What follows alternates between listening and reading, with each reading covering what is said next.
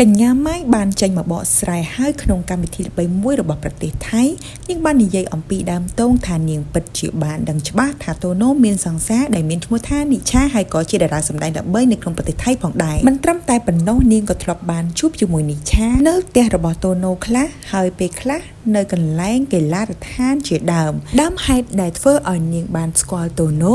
គឺមានថ្ងៃមួយ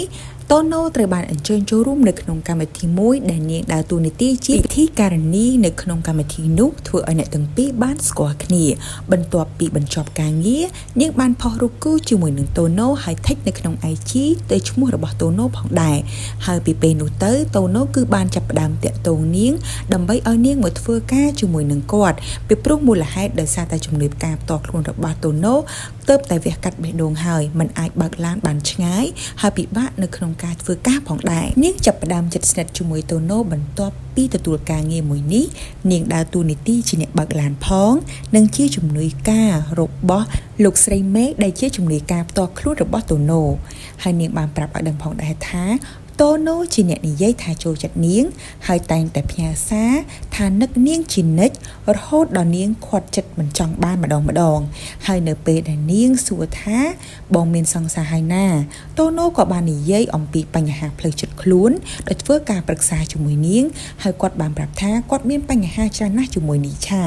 ហើយពេលនេះអារម្មណ៍គាត់ចំពោះនីឆាគឺទុកនីឆាត្រឹមតែជាប្អូនស្រីតែប៉ុណ្ណោះហើយតូណូក៏បានលើកអំពីហេតុផលថាមិនទាន់អាចបែកគ្នាបានភ្លាមឡើយព្រោះមានការងារគូជាច្រើនត្រូវធ្វើជាមួយគ្នានៅក្នុងឆ្នាំនេះនិងឆ្នាំក្រោយចំណុចមួយទៀតដែលធ្វើឲ្យនាងកាន់តែជឿជាក់និងលង់ស្រឡាញ់តូណូកាន់តែខ្លាំងគឺនៅមានថ្ងៃមួយ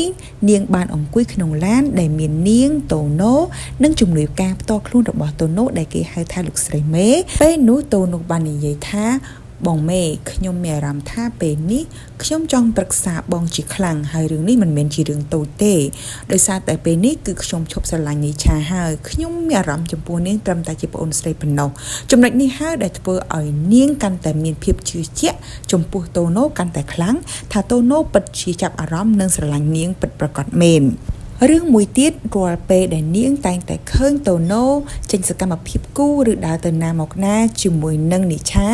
គឺតូណូតែងតែផ្ញើសារសុំទោសនាងជានិច្ចរាយការណ៍ប្រាប់នាងជានិច្ចជាពិសេសគឺតែងតែនិយាយថាសុំទោសដែលធ្វើឲ្យនាងមានអារម្មណ៍មិនល្អនៅក្នុងថ្ងៃនេះ